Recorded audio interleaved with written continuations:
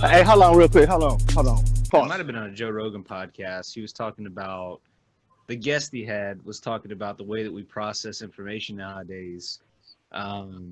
Instead of us, I mean, we've talked about it a billion times on this one. The people that are going after headlines, clickbait. We're looking at the way social media has created this phenomenon where you have such a small amount of real estate.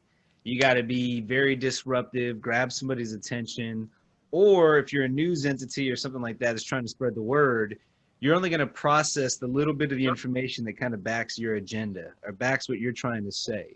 And I think that's why you see so many media entities now are very, open about where they lean, and so many of them have a lean. It's hard to find just unfiltered factual news nowadays. Everything is an opinion, or it's, hey, just this little bit of information backs what I'm trying to say. It's kind of like processed food, fast food, junk food, shit that's in the freezer that you throw in the oven. It's not really a full meal. It's enough to kind of get you to hold you over, and that's the way we have news nowadays. People just see a headline and share it, not even read what's going into it. And those are the dangers of social media for sure. So I'm going to start reading this book pretty soon called The Digital Minimalist or Minimalism. And I recommend that all the listeners and viewers and even you guys pick that book up, because it really shows you, from my understanding of the book, on how to just minimalize, you know what I mean, being on social media and just having technology so much, because that is what's wrong, bro. I know me personally, I'm on my phone way too much, way more than what I should be. I know that I'm pushing my clothing line and stuff, but still it becomes a lot. So with this book, I hope that it just really teaches me hey, man, you really don't need technology as much as you think you do. You know what I'm saying? I want to be able to go a week or two just without looking at my phone. I want to get to that point, And so, yeah, definitely you guys should check that book out. I'm going to check it out. So I thought I'd share it with you. Always like sharing good reading, for sure. Gary, do you have anything else? Any other meat left on the bone? Man, the last thing I had with that was, I guess, was mainly just about the fakeness. It's what it was Gen X and millennials.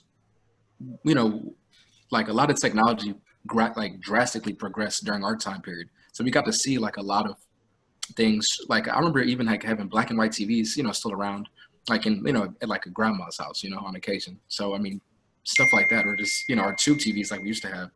And then in the span of 2005 to 2015, you see these large leaps in technology, and because of that, the generations our siblings, if we have any younger siblings, it'll be Gen X, or our kids and their generation, all they grew up into. So imagine a little Gen X girl that all she sees is these OnlyFans girls walking around. That's all she knows. She's gonna automatically, as soon as she hits puberty, be in competition with a lot of these chicks, and that's all she's gonna know. Oh, I know about this and this, so I'm they're constantly in competition. And they're forever gonna be stuck in that frame of mind where oh, I am my social media presence. I'm not me, Yeah, but you mentioned I'm username whatever.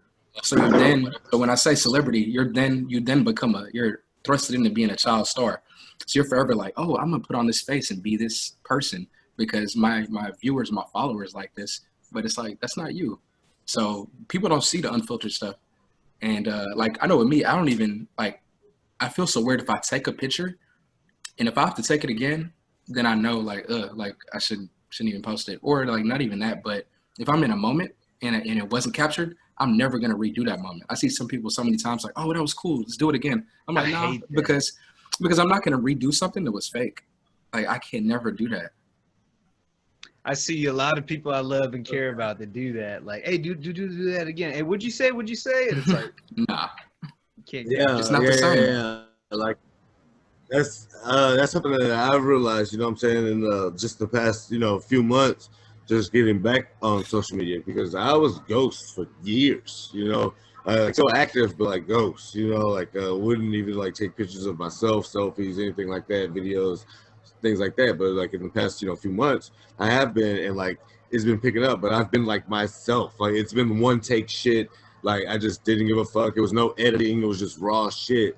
And like people fuck with it. You know what I'm saying? And it's easy. Like how Jack was saying earlier, like you spend like a lot of time on the phones and shit like that. Like as much like as active as my accounts may seem on social media now, like within like the past 3 months or whatever, I probably spend 30 minutes tops, like on like actually like doing what I'm doing, whether it's, like reposting like, stuff that I scroll through and see like on my story and like, the way that I do it, the aesthetic or whatnot. And because that's all it is. Like I'm doing it as I go, but I'm literally probably spending 30 minutes on that shit.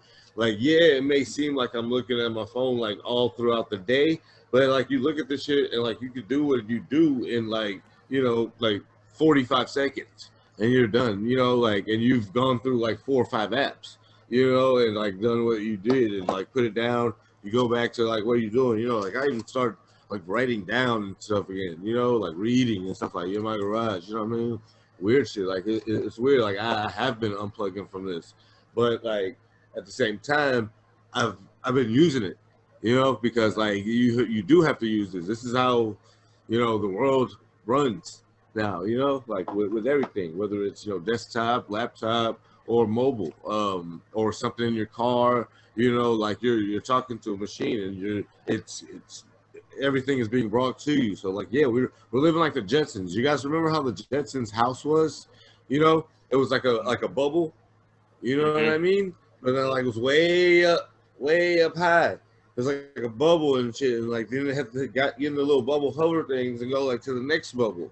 And like so that's what we're getting. Now, when you said generations, Gary, and like I got like real excited because I like remember my mom was like on some like little like meeting to where because my mom's a English professor or whatever. It's actually her 30th year this month, so shout out to my mom for like that or whatever. But like she went to the restroom and I was like, oh, I'll sit down and I'll take notes because it's funny like because me like I used to go to school with her a lot when she would teach.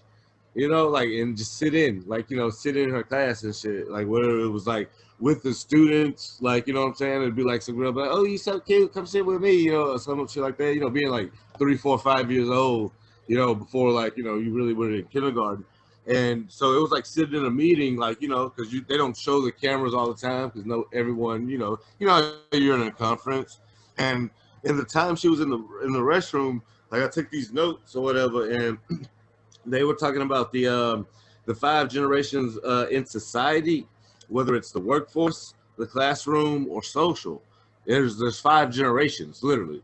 And they said that there's traditional, which is from 1925 to 45. Boomers, which is 46 to 65, like 1946 to 65. Gen X is officially, I guess, 66 to 80. Millennials or Generation Y would be from 81 to 95, and then Gen Z would be from 96 to present. And that actually makes total sense. And it's weird because like I've talked to people that were born in like 1996, 1997, like 98, 2000, 2004. That like folks, are like the similar in personality and everything. Like like but you realize you're like, damn, they're way in like a whole nother generation. And then there's people that are like actual boomers that I know that are friends of mine. You know what I'm saying? Like, so you do like, in the social sphere of the world, like in everyday life, I mean, we are dealing with 5 generations.